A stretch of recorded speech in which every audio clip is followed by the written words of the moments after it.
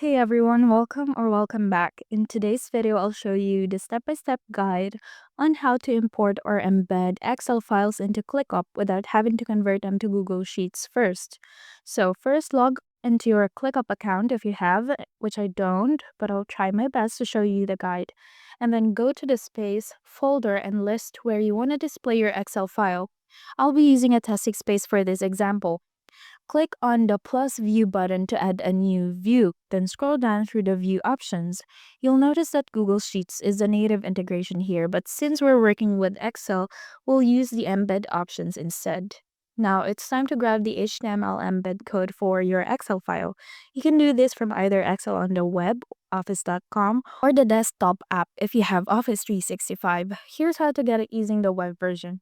Simply open your Excel file at office.com, then click File, tap on Share, then click Embed. Click Generate Embed Code. You'll now see an HTML code. Adjust dimensions if you'd like, then copy the entire code. Now go back to your ClickUp workspace. In the embed view you created, click Embed HTML, paste the code you copied from Excel, then click Save.